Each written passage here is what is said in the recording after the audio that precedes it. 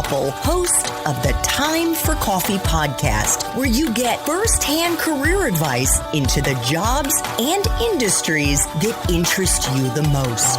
And before we start today's show, I have a quick favor to ask you. If you haven't already, I'd be incredibly grateful if you give us a rating and a review on iTunes. And if you're like me, you need to do it now because you'll forget later and because it's the best way to help others who may be in search of career advice to find this free resource. So press pause if you haven't done it and do it right now. I'll wait. Thanks so much and enjoy today's show. Hey there, Java Junkies. Welcome back to another episode of T4C.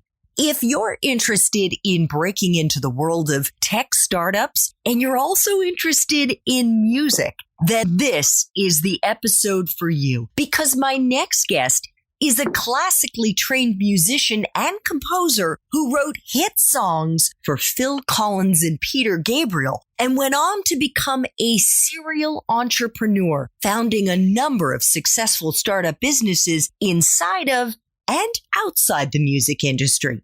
But before I introduce you to Steve Rimland, the CEO of AIMeCAST, I want to make sure you've signed up for the Java Junkies Journal. That's Time for Coffee's weekly newsletter that comes out on Mondays, and it's got unique insights into dozens of different industries from the professionals who are actually working in them. Just head over to the Time for Coffee website at time4coffee.org, and the sign-up box is right there.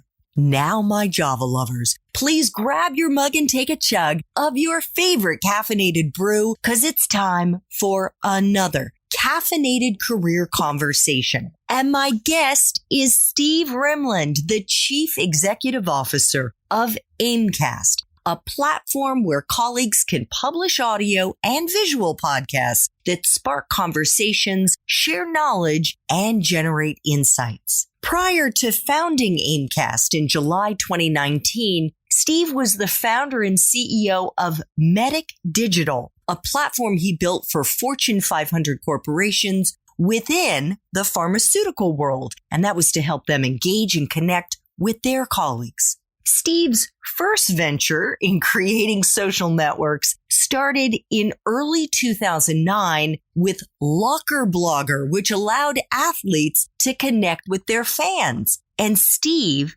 began his professional life after college as a composer and musician. He ended up playing on hundreds of albums, including working closely with megastars like Phil Collins and Peter Gabriel as a songwriter. Steve, welcome to Time for Coffee. Are you caffeinated and ready to go? I am, and thank you for having me, Andrea. Oh, it's my pleasure. So what is your favorite caffeine these days? My favorite caffeine these days is green tea. I love it. So you're into all those antioxidants. I am. Oh, so good. So good. And it actually has a very nice caffeine, sort of very mellow caffeine buzz that it gives you. I mean, it's not like a coffee buzz where you might feel wired. It's just a very nice, you feel alert. Absolutely. And fresh. And fresh. Fantastic. So let's dive into our 10 espresso shots to help our young listeners interested in the world of tech startups and those who may also be interested in music learn what entry-level jobs are available to them, those who want to break into this field. So today in these unprecedented times, actually there's a lot of opportunity to do things. So for the music industry, become a fan of an artist and help promote that artist. That'll get you attention right away. If you want to work at a record label, also try to connect with people that, are in positions that you want to get to and offer your assistance there.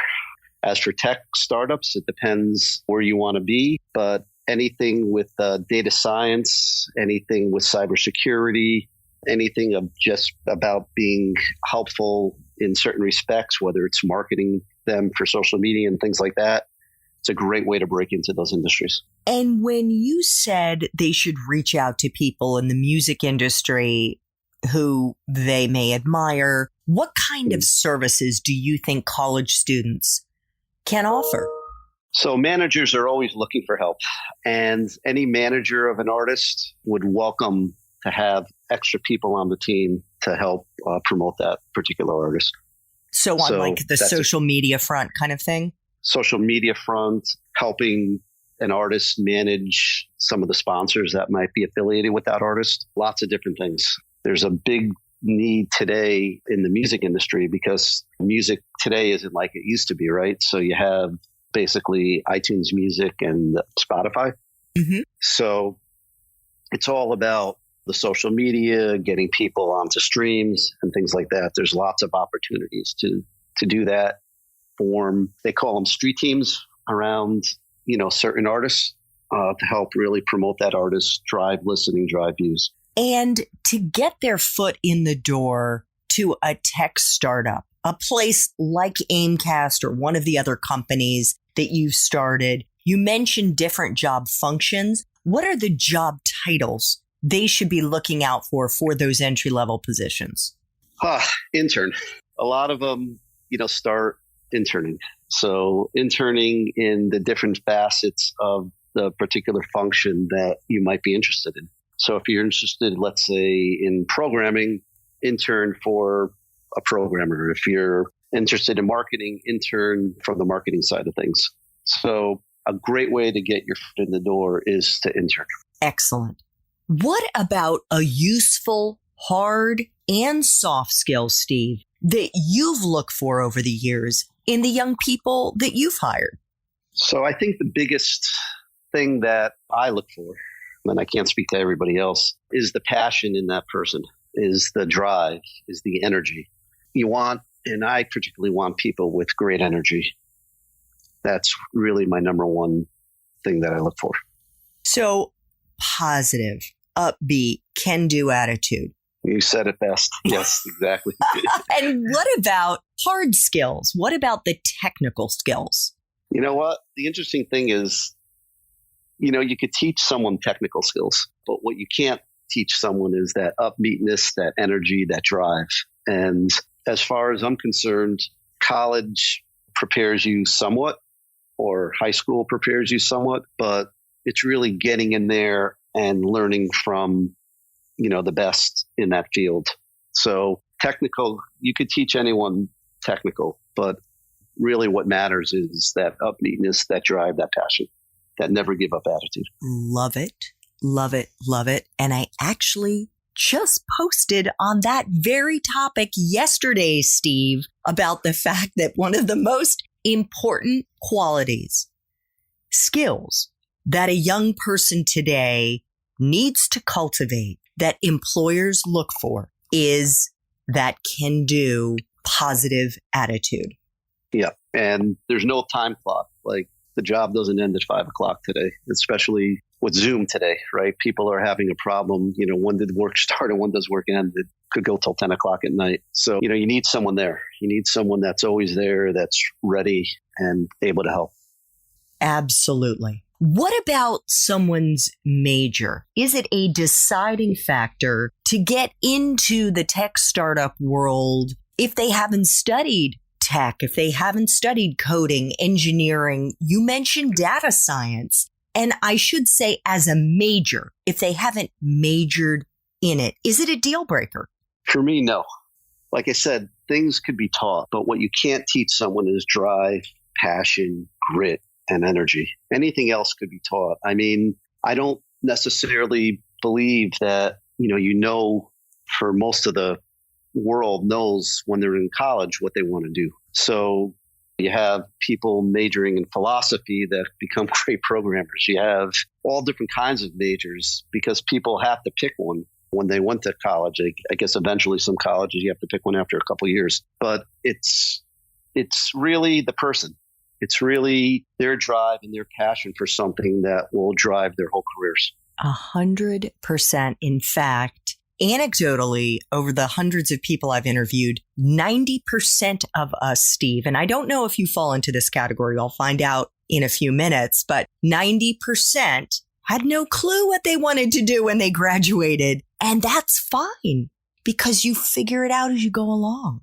Absolutely. Absolutely. The other thing I would just want to add is that you have to be a good networker in life and create a network, your network of people that you could bounce things off of that have like-minded attitudes. That's going to take you very far in Definitely penetrating and breaking into that. Definitely. And we will get into that, my friends, in the main Time for Coffee interview with Steve. So please check out show notes to see if Steve's main Time for Coffee interview has already dropped. Steve, how important is it to have a graduate degree in order to succeed in your field, in order to become a chief executive officer or to get into the C-suite? And if so, what do you think are the most useful grad school degrees to get?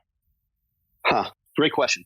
So in the music industry, I would say there's a lot of successful artists, producers, managers that didn't have a degree. If you want to go down the law degree and become a lawyer in the music industry and make that a focus of your practice, yes, you do need a degree. But as far as tech as well, I think, eventually if you go to get your master's or you go on to your doctorate in some type of research around the particular subject, that could be useful in opening up your mind to it. But I don't think that's a prerequisite to become anything within a startup to a CEO in a tech field. I mean, you look at Bill Gates, look at Mark Zuckerberg, they dropped out. And a degree is a degree. I mean, it's only what you make of it at the end of the day. Yeah. And to my knowledge, you don't have a grad school degree. Is that right? I don't have a grad school degree. I finished college. But no, I don't have a grad school degree. I don't either, by the way. And so I think the lesson there is you don't have to have one to become a CEO. You can hack your way there. You can iterate or improv your way there, which is good to know. You can. And the biggest part of it also is the team that you form around you has to pick up the slack to help you get there, right? So if you don't have a business degree and you're running a business, it would help to get someone in there to complement you that really knows how to run a business and things like that. But there's different kinds of CEOs. There's CEOs that are the thinkers, and then you need, if you're not good at executing things, get a team around you in there that knows how to take your idea and get those things executed. Great advice. Steve, what kind of life experiences, so those experiences that we have outside the classroom, do you think are most useful for someone who's starting out in this field?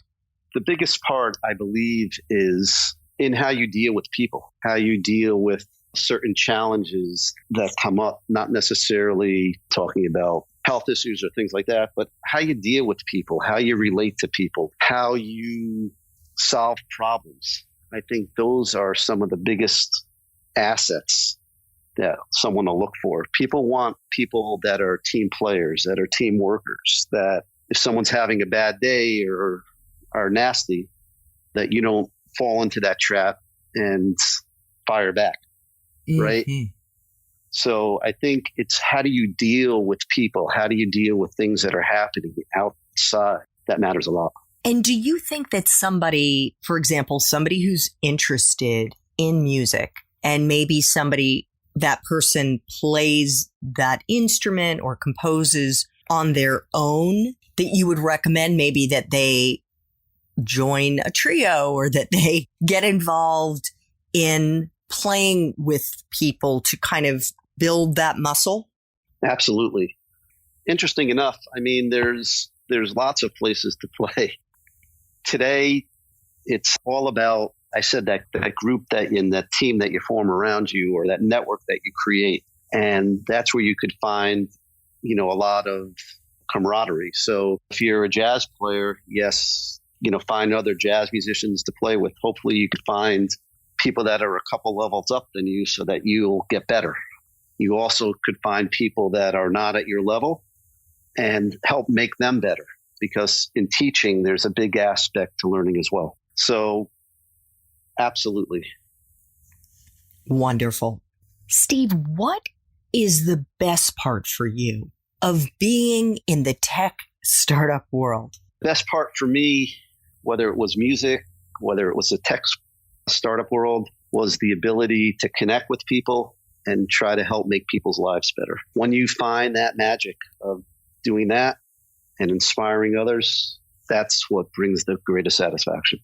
Beautiful. And as we know, just because you're the big boss doesn't mean that there aren't aspects of that job that aren't so much fun. So what is the part of your current job as the CEO of AIMeCAST that sucks the most?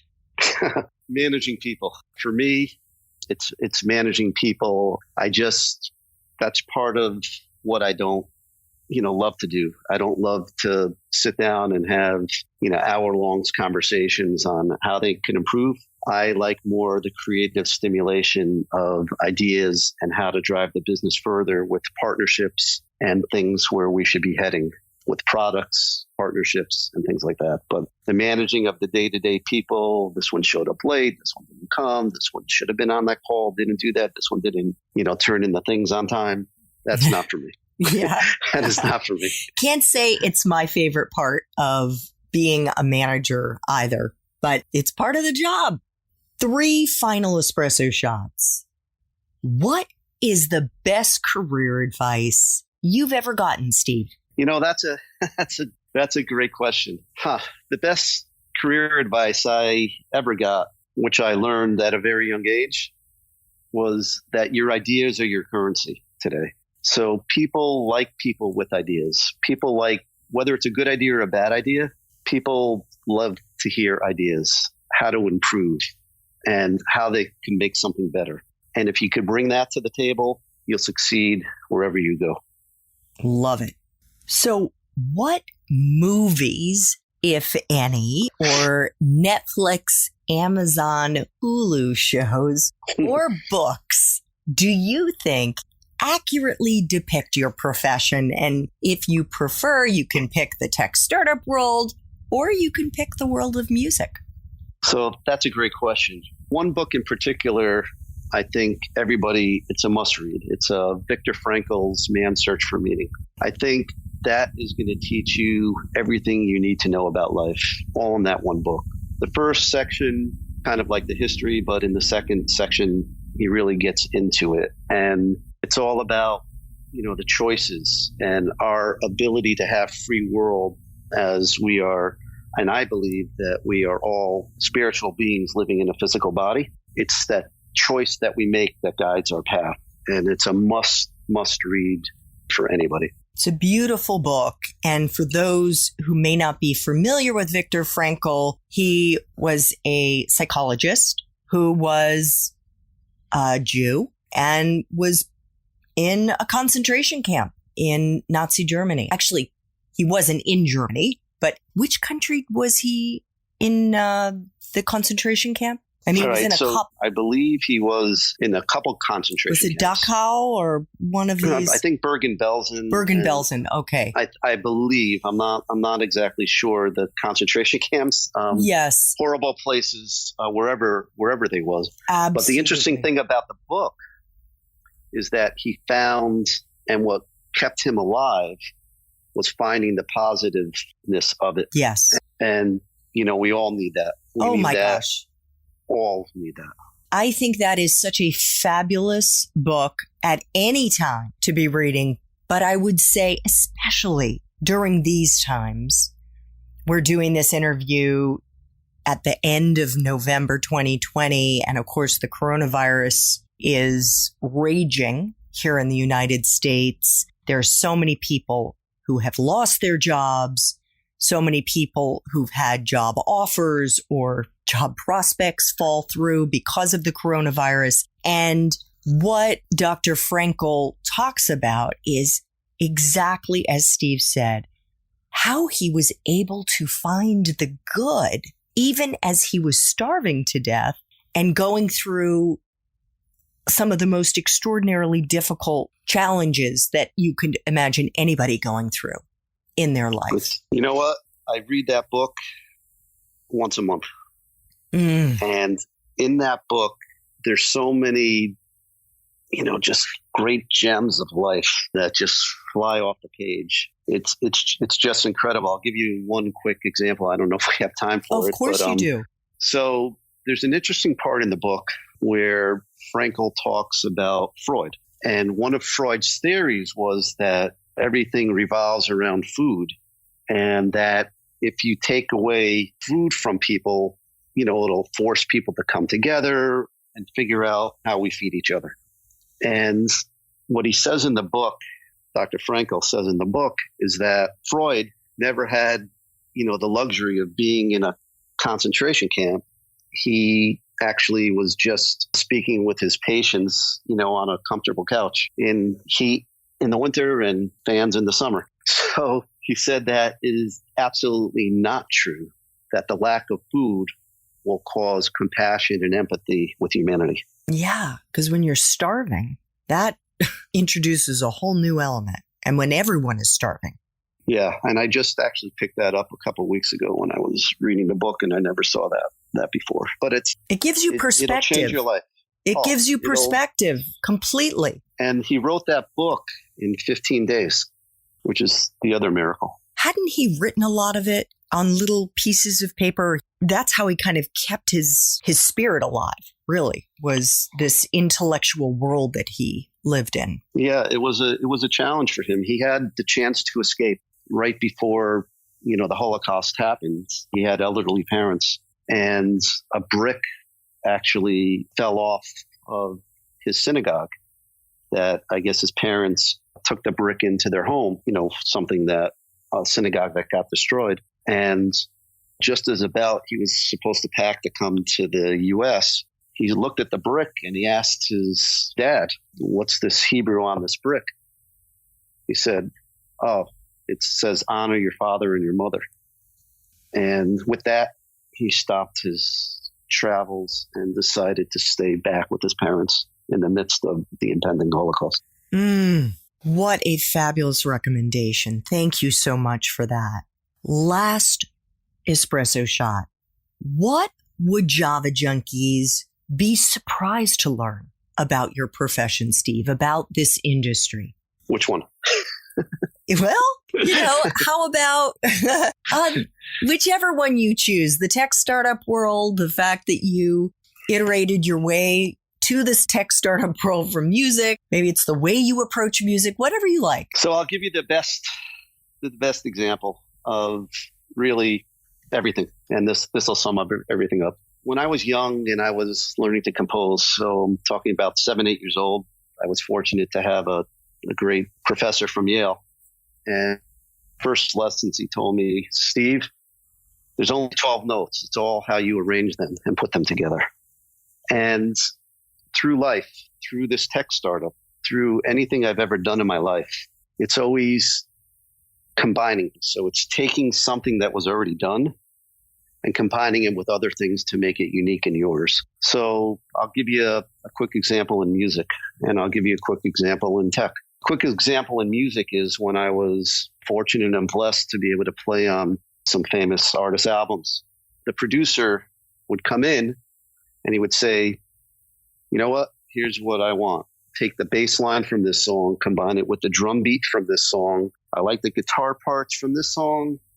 Oh, you hear these voices like this? Do something like that. And I'll see you in about 10 hours. And that's how productions were put together. In hip hop, they sample a lot of classic songs and they rapped over them, right? So they took a little section, a 4-bar or 2-bar part of a song, looped it around and rapped over it, became a new song. In tech, it's all about advancing and taking things that are there and then combining other things. So for instance, with AIMeCAST, what I did was I just took a podcast engine and combined it with multimedia. And then it became like this multimedia podcast engine. So I took audio or video podcasts. Okay, that's great. But then I combined it with PDFs, image galleries, surveys, quizzes, live polls. And it became this whole kind of new engagement tool. So it's the ability to combine things that are already there that creates something new and interesting. I so love that. And I hope that our listeners are going to be able to hear this, because I know there's a great story behind this as well, this song. And here we go.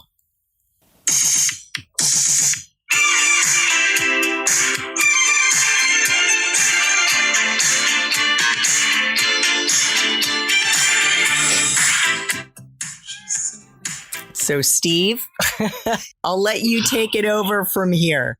That's Billy Ocean's Caribbean Queen.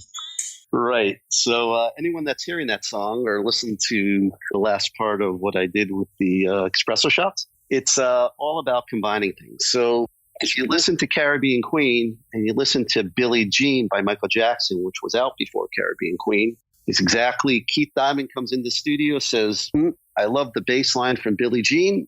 Let's copy the bass line from Billie Jean. As a matter of fact, it's the same bass line and the same chord channels, that bum, bum, bum, bum, bum, bum, bum, bum. It's almost the same BPM, that's beats per minute. So and he just sang a new melody over the top of it, added a couple little things to make the different arrangement, and there you have Caribbean Queen. So both were hits, and probably because Caribbean Queen sounded familiar like Billie Jean. But a lot of DJs also picked up on it, and when they were doing mixing in the clubs and stuff like that, they'd kind of go from Billie Jean to Caribbean Queen and back and forth. Well, I heard you tell that story in another podcast interview with Lou Diamond of Thrive Loud. And I said, oh my God, he's right. And so I was ready for that when you brought it up. Steve, I want to thank you so much for making time for coffee today with me and the Time for Coffee community. I think you are such an incredibly fascinating human, wonderful human who is trying to use the gifts that God has given you to make this world a better place. And I just thank you so much for sprinkling some of your fairy dust on Time for Coffee. Well, no, the pleasure's all mine. Thank you for having me. Thank you for having me. Thanks so much for listening to this latest episode of T4C. And if you're interested in learning more about my coaching services for confused college students and recent grads, feel free to check out the Time for Coffee website under the coaching tab at time4coffee.org or text me at 202-236-5712. That's 202-236-5712.